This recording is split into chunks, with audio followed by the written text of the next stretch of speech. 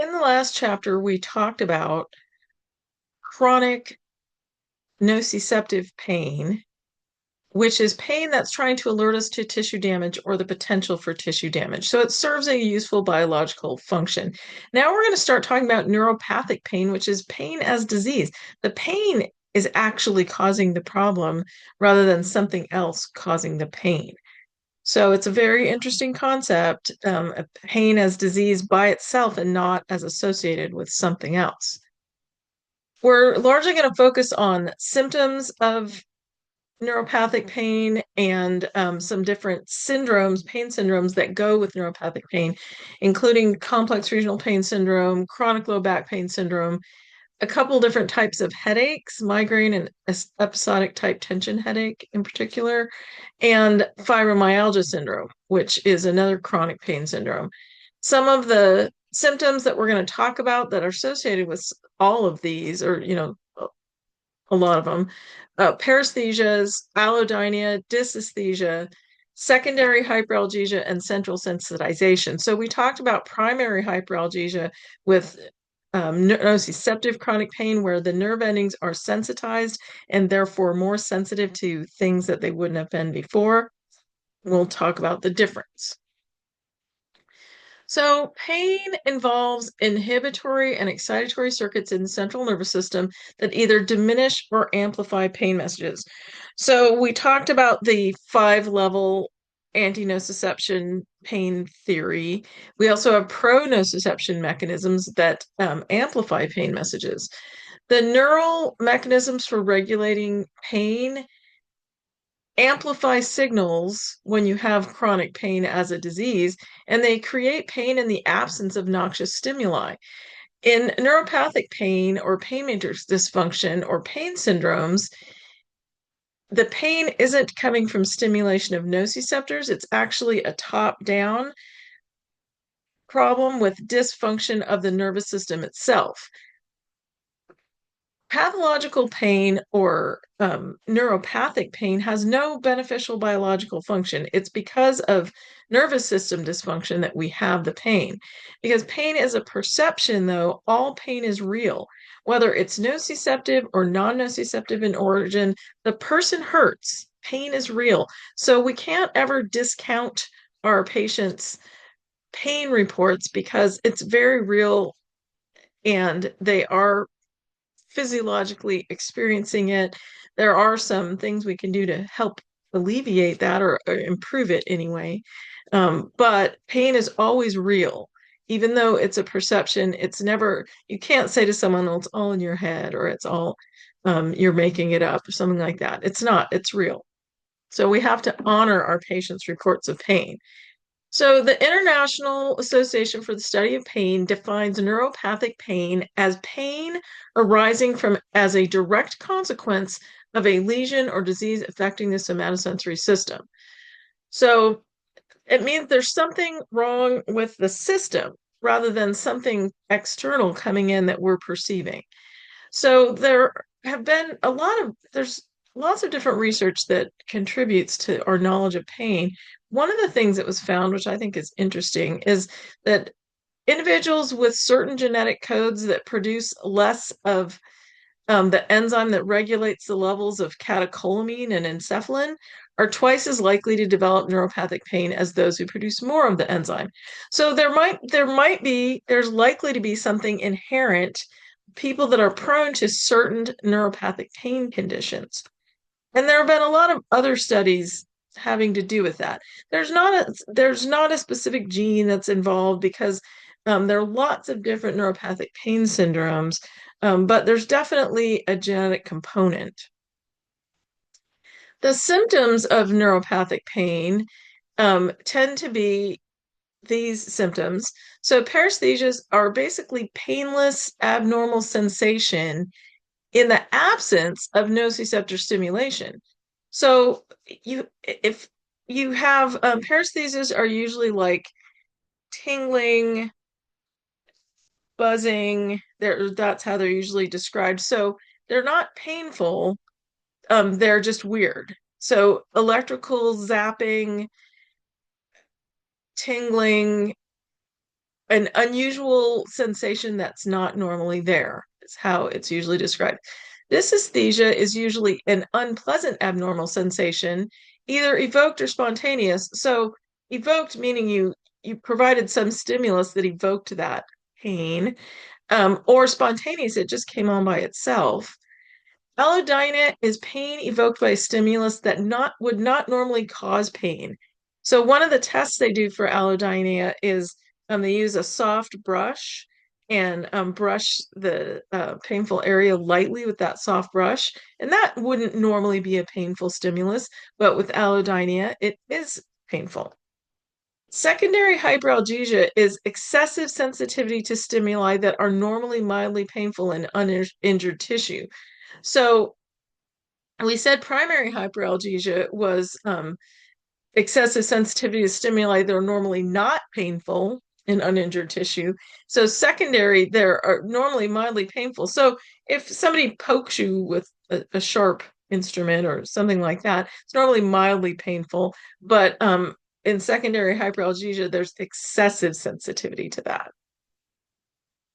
So there are four mechanisms that have been identified that produce neuropathic pain. And they're pretty widespread. We'll talk about each one of them. So ectopic foci, meaning the pain's coming from someplace other than where you're feeling it. Ephaptic transmission, which is almost like an electrical short in the system. Central sensitization, which involves top-down messages from the pain matrix. And structural reorganization, where the neurons are actually taking on new jobs that they haven't done before.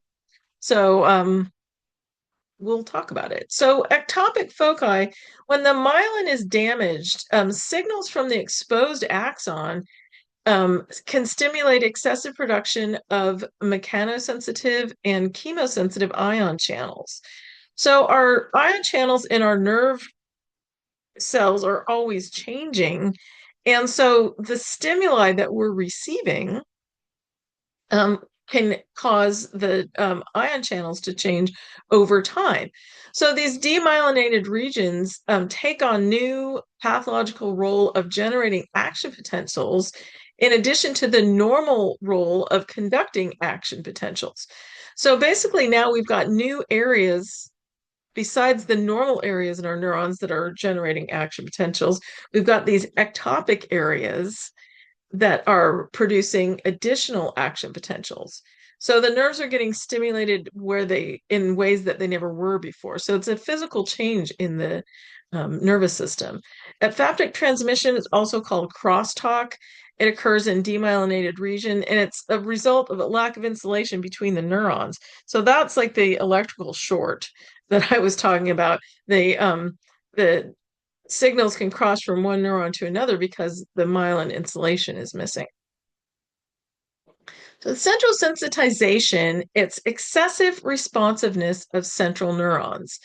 It develops in response to ongoing nociceptive input. So nociceptive chronic pain can develop into neuropathic chronic pain if it stays, if it keeps going there, because you get alterations in central neural activity that outlast the original tissue injury.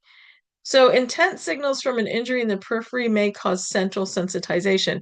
So this is a graphic from the book that is it's a graphic of a functional MRI testing where it shows what areas of the brain are involved when people are in pain. When you don't have central sensitization, you have several different areas of the brain involved.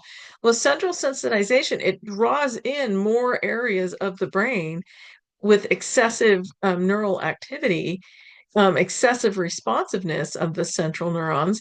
And so a lot of times the way that we'll say it in therapeutic neuroscience education is we'll say your brain is in a pain meeting, or areas of your brain are in a pain meeting, and that takes resources from other things that you want to be focusing on.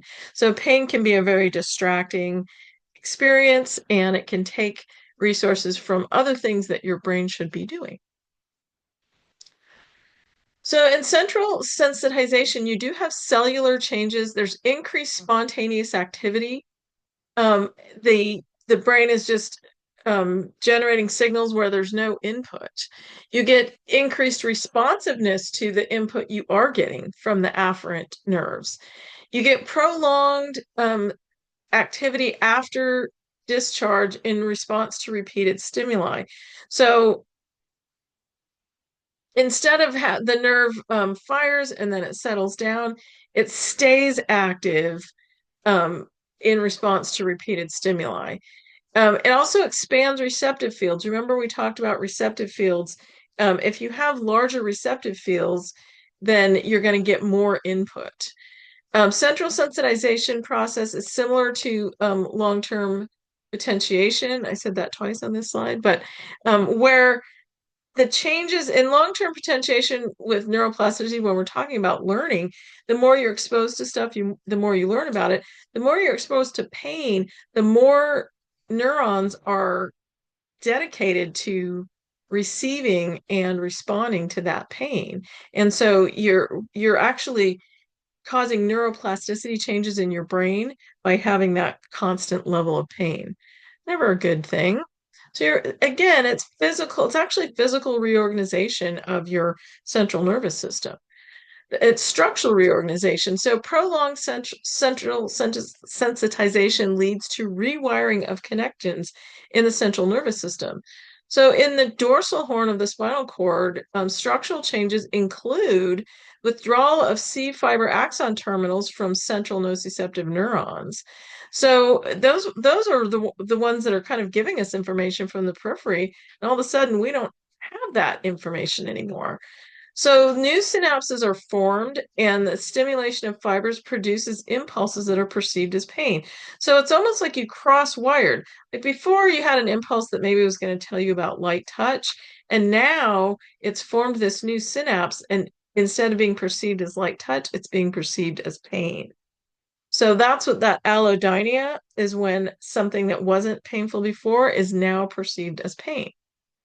And that's because of new synapses that have formed, and the new synapses produce impulses that are perceived as pain. So it's physically structural reorganization of the central nervous system. So neuropathic pain can be generated from the periphery, like with nerve compression, as in carpal tunnel syndrome. It can be abnormal neural activity. It can be abnormal neural activity in the central nervous system as a response to loss of afferent information or deafferentation. It can be neuropathic abnormal activity in the dorsal horn of the spinal cord. So all of those things can generate neuropathic pain. And so think of neuropathic as being there has been a physical change to the nervous system, and now it's sending weird signals about pain. So when you have the peripheral system generating neuropathic pain, injury or disease of the peripheral nerves results in sensory abnormalities.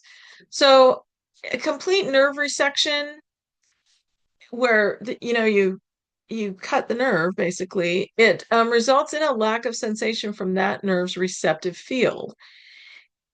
Partial damage can result in allodynia, so perception of sensations that are not normally painful as pain, and sensations is similar to electric shock, which are paresthesias, basically.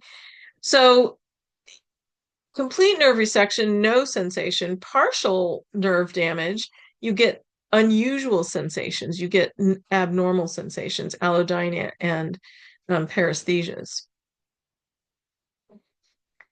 Phantom pain is a also called phantom limb sensation. It's specific to people that have had a limb amputated, but they experience sensations that seem to originate from the missing limb. And I've heard this a lot from people. I've worked with a lot of people with amputations, and one person that I talked to had a below knee amputation on one side, had a prosthesis. We were working on gait training with the prosthesis, and was very functional. He had a regular job and went out, but he said he'd come home from work and both his feet would hurt.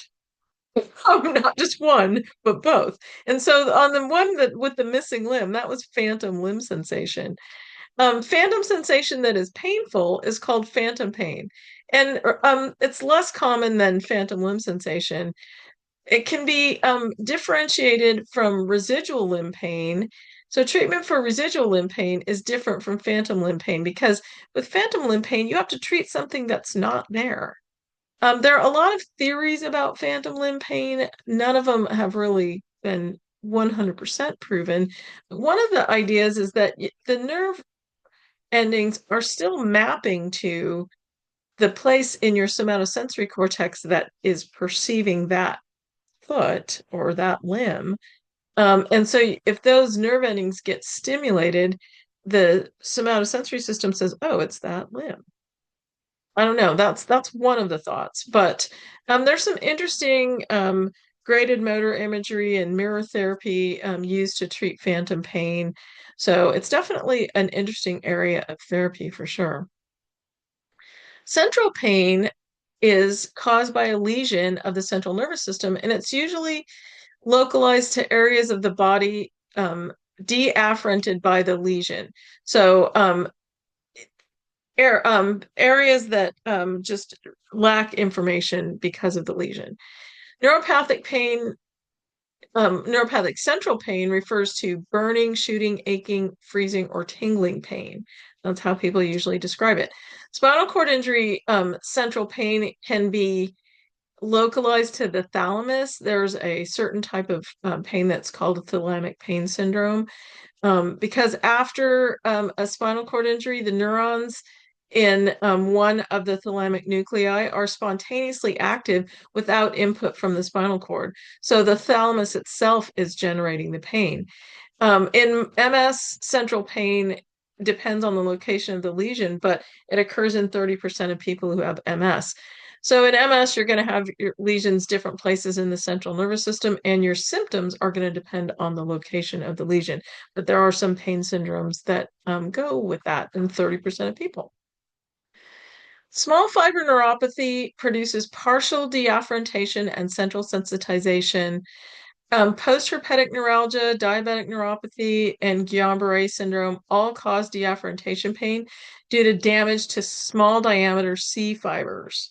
So again, it's the central sensitization that is caused by actual physical damage in the nervous system.